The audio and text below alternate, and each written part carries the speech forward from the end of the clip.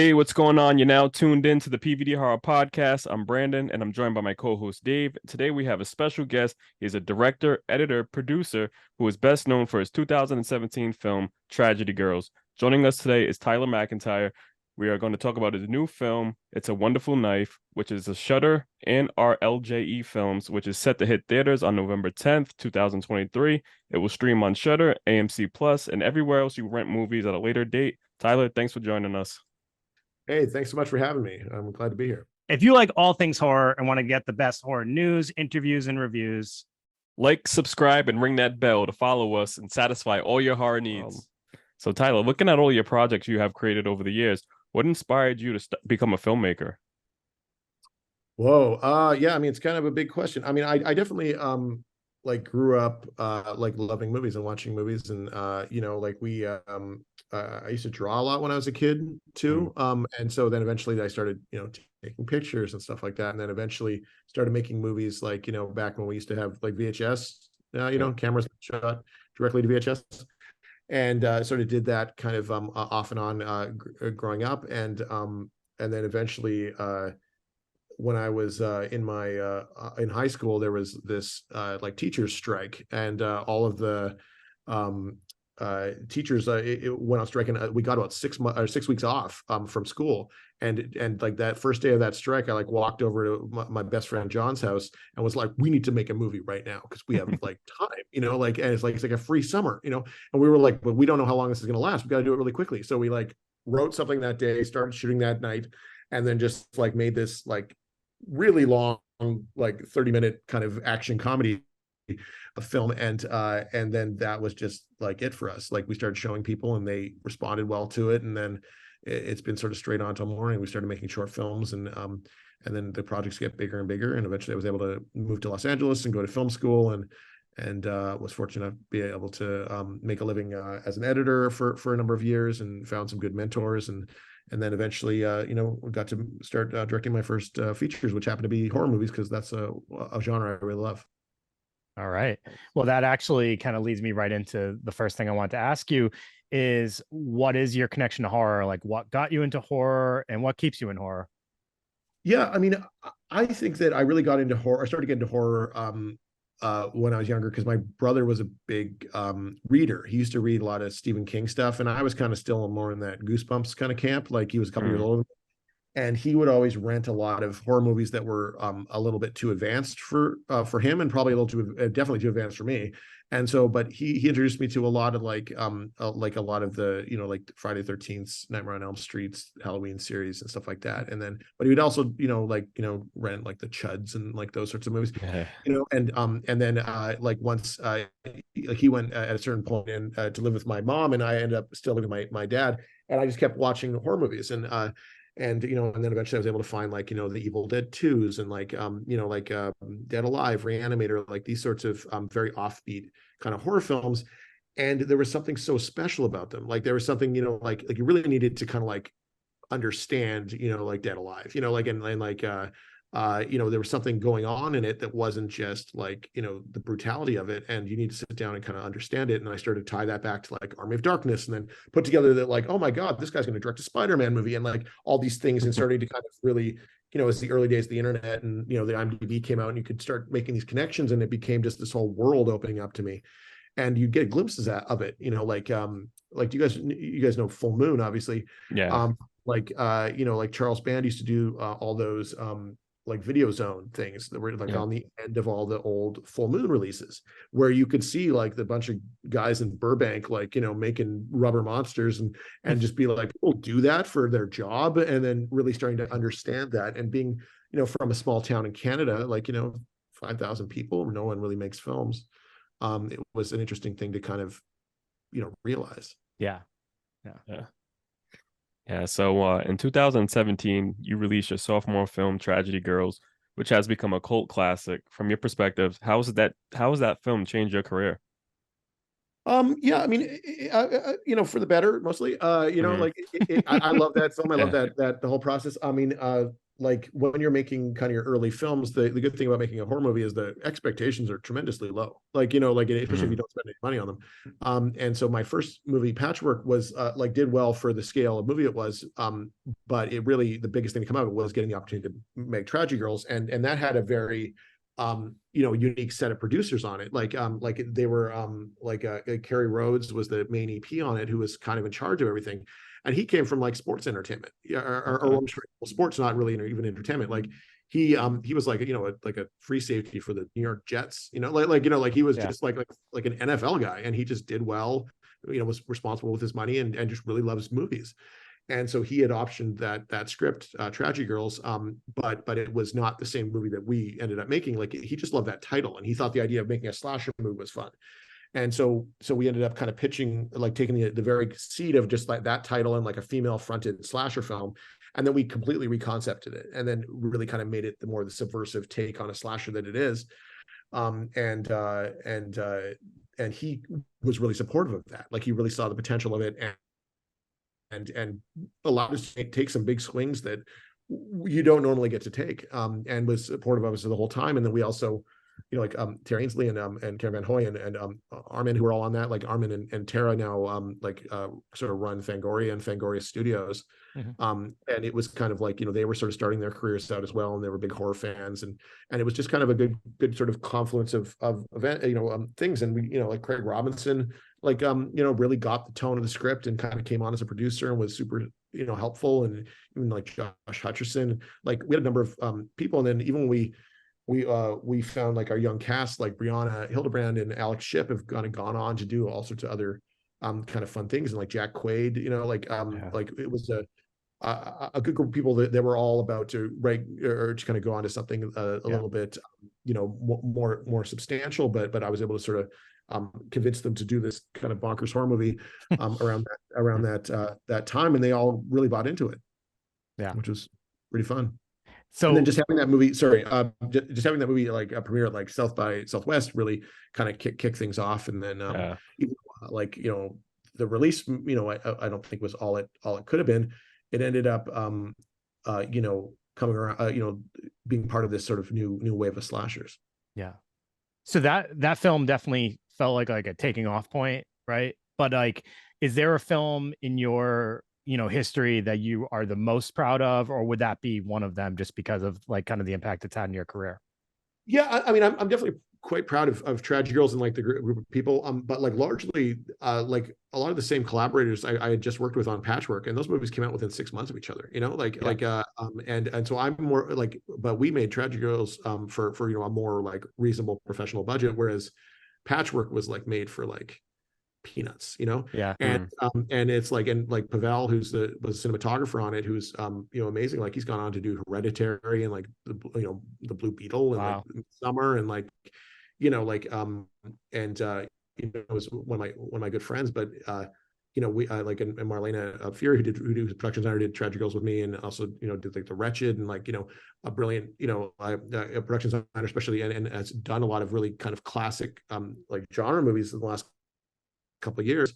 You know, a lot of, you know, those people all did that movie for nothing, you know, like, and so I'm most proud of that, because it really sort of firmed up that, like, you know, you can, or that I, you know, that I could do this, and that we could all do this as sort of a group. And then after that, it really kind of felt like it was off to the races, more than the difference between Tragedy Girls and being able to jump to more kind of larger indie stuff. Right. Very cool.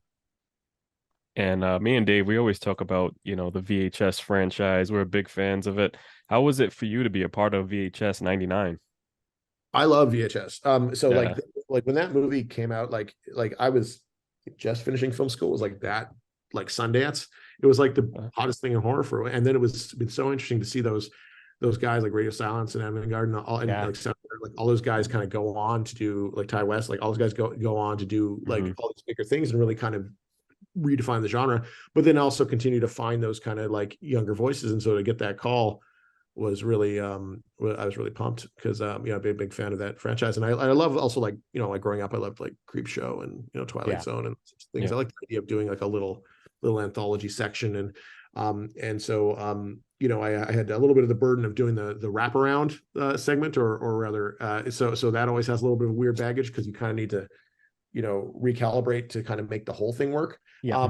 Which has its a different set of challenges, but again, like, they have a ton of support for us, like Chad over at Radio Silence, and Dave Bruckner in particular, were, you know, kind of helped me figure it out, and try and make 99 what it could be. Nice. And myself and Dave, we were also just talking with a few other guests about like gateway horror films. I have seen that your name's also attached to the new film Five Nights at Freddy's that's getting ready to release. What was your role in that film?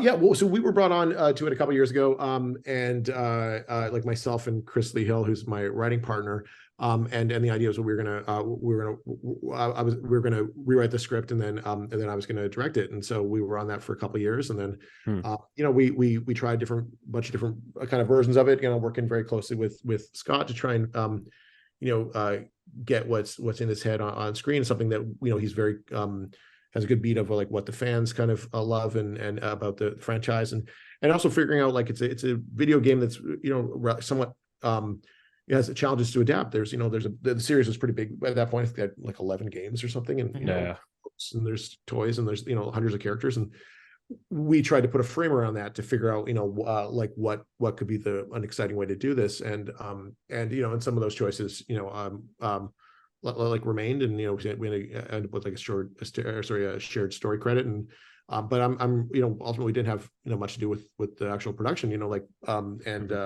you know, we wish them the best, and I'm excited to see what Emma did with it. I mean, I think she's amazingly talented, and you know, I'm supposed to see it later today, so I'm kind of pumped. Oh, cool. Very cool. So let's talk It's a Wonderful Knife. Tyler, could you give our audience just like a brief synopsis of what the film's about? Yeah, so It's a Wonderful Life, or geez, It's a Wonderful Knife. Every time I run through that sentence, I'm always just like, yeah. It's a Wonderful Knife is about a young woman named Winnie who survives a brutal attack on Christmas Eve, and then 1 year later, she's unable to process her trauma from that experience, and starts to kind of spiral, and in a moment of weakness makes this wish that she was never born, or maybe things would be better if she was never born. And then she kind of finds herself in this nightmare version of her hometown, where this killer that she had stopped is never caught, and now she must, you know, find a new way to stop him, and kind of solve this mystery, so that she can return to her own reality before it's too late. Yeah, nice. That's a pretty good summary right there. Winnie, why Winnie? Oh, why the name Winnie? Yeah. Oh, that was in the script. I mean, we got to ask Michael. Okay. All right. I was curious. Like, yeah, it's just Winnie Cooper reference right there. I don't know. Yeah, maybe. You know, it's. I mean, there's definitely a little bit of name game going on. Less that made it into the actual movie. Like sometimes, like people put, like sometimes people. One of the weird things you'll know that is one of my pet peeves is like sometimes like casting notices and stuff have like last names, and then those get put on IMDb, and even though it's not in the movie, yeah, people like give you shit about last names of characters that never get spoken or even are not in the movie at all, and they're just like, because they just Googled it, yeah, and it shows up, you know, whatever. Like it's anyway, that's ridiculous. Yeah. So let me ask you a question, because over the past number of years, holiday horror films have just like been booming. They're super popular. We're definitely getting way more than what we used to get back in the day. Why do you think holiday horror films have become so popular? I think because you know, it's a high stakes emotional time, you know, and I also think that horror fans, you know, like they watch movies at Christmas, you know, like it makes the service, like horror's working every other time of the year, why not Christmas? But there's also just an inherent fun with the juxtaposition between like that cheery kind of imagery and like, you know, mayhem. Yeah. So the film made its world premiere at Beyond Fest back in October. What was the experience like? Did you end up going to check out the film with the fans? Yeah, I love Beyond Fest. Like I've been going every year since it started. So like, I mean, I'm you know, I'm based in LA, and I yeah, that it's watching that festival kind of grow has been really great. And now it's, I think, the biggest genre festival in the United States, like just in terms of bodies through the door. But they've grown into like a really great audience, and are kind of an example of what I love about the horror audience in general is they always kind of like lean in. They're always like, they're excited to sit down and watch a movie. They want to love it, you know, and it's just a very accepting audience that is open to seeing something new and wants to be blown away. And yeah, so like I had a lot of fun. It was a really kind of magical night for everybody, and especially coming off of COVID, like, you know, there's a lot of we lost film festivals for a couple of years there, and it was really weird to roll out a movie because you couldn't sit down and enjoy it the way it was meant to be, you know, with other people. And so a lot of our younger cast hadn't really even been to like a traditional premiere, like, and some of them was their first time. So it was cool to see that, or sort of re-experience some of that stuff through their eyes, because they were just pumped. Yeah. Nice. So when I first heard about this project and I saw the names attached to it, I was like, all right, we're in for something great. How was it putting this cast together? Yeah, it was, you know, it's a careful process. I mean, I love casting, but it's, you know, like you have to be careful about it. And I like to be really cognizant of the group dynamics and like how these energies kind of bump off each other. And so, like once we found Jane as our lead, like I'd seen them in Yellow Jackets and had them kind of on a list of young performers that I was excited to work with, and they did like such a great kind of read of one of the scenes that was sort of a tough one to kind of thread the emotional needle of, where you need to sort of bite the bullet of this like supernatural premise, but at the same time be a little funny about it, but then, you know, you be very sincere in the type of emotions you're having, and go this kind of real gamut. And they just really got it and pulled it off in spades. And so I thought there'd be a nice kind of rock to kind of anchor the movie. So I met with them and decided to kind of build the cast around kind of what Jane was doing.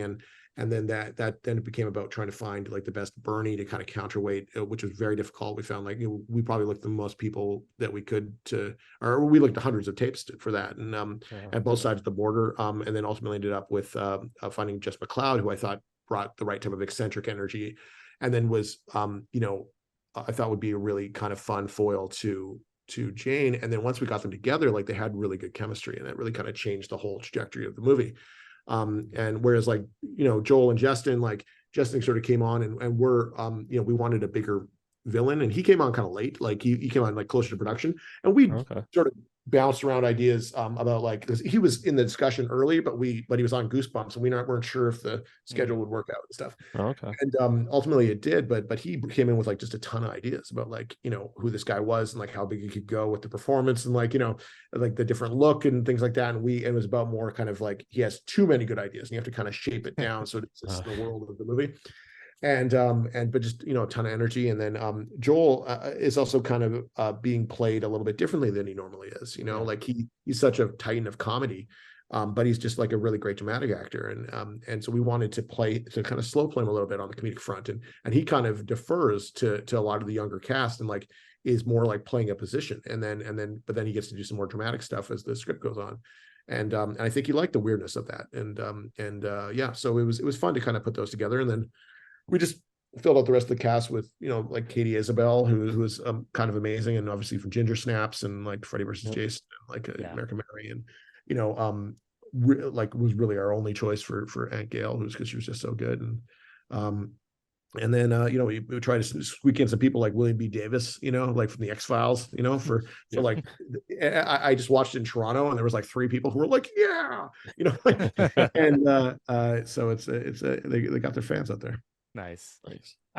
So one of the things that I think was done well here is, I mean, this is very much a horror film with comedy versus a comedy with some horror elements of horror, which I feel like that was probably somewhat tough to do, to make sure that both kind of elements were able to shine through, especially with having such like a comedic cast. So how did you kind of ensure that the horror aspect was not going to be drowned out by comedy?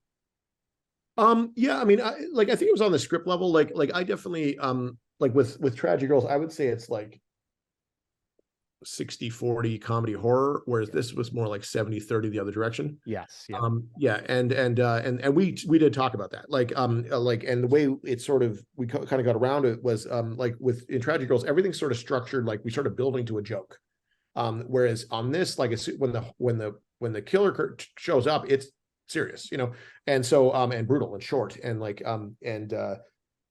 so it was more of a structural choice. They kind of like, we sort of decided it was going to be more horror, at least more sincere. And then the comedy comes from character, and it's much more kind of sprinkled in, and the reactions are absurd and things like that are kind of make it fun. Yeah. And it allowed the performers to sort of define their kind of comedy rather than the story itself serving the comedy in a way that would overpower the horror. Gotcha. Okay. And I think that's probably because of the nature of, like, we had to be, it's a Christmas horror comedy, like, so it's like had that flavor. We needed to, be a large featuring ingredient. Yeah. So writer Michael Kennedy, who is also known for his film Freaky, also wrote It's a Wonderful Knife. What was it like to bring this Christmas horror theme film to life? Yeah, I mean, I was really fortunate that Michael, kind of trusted me to do it. Like I said, like, I make things that are a little bit more cynical a lot of the time, and so the fact that he was kind of, had the foresight to look at, the type of tools that I have in my toolbox, and was like, no, he can probably do this. It's great because he was a producer on this, and this is his first project as a producer, and so he was there like every day on set, and was a great collaborator kind of throughout. But at the same time was very, supportive when we started, when we had to, when we lose locations, or when we lose, we have fewer shooting days and we have to consolidate things, and I was trying to kind of protect the story, and you always kind of can scale down, and you feel like you're getting crushed in a box. And he was always up for another little pass of things, or up for shooting the shit and trying to spitballing, how we're going to make this work. And it's good to have somebody like right there with you. Yeah, for sure. Well, Tyler, I know that you have to get going. You have probably plenty more of these to do to spread the word about It's a Wonderful Knife. But thank you for stopping by here and speaking to us about the project and letting us check it out. We really enjoyed it. So thank you so much for that. Awesome. Well, I appreciate you guys taking the time. It's really good to chat a bit. And I really love those collections that are behind you guys. Thank you. Appreciate it. Appreciate it. True fan, true horror fan. I love that. Everybody, make sure you check out It's a Wonderful Knife, November 10th, in theaters, on Shudder or AMC Plus, or wherever you rent movies. And be sure to, follow Tyler and whatever else he has coming next, because I can guarantee one thing: it's definitely going to be something fun and entertaining. So, thank you, everybody, and have a great night.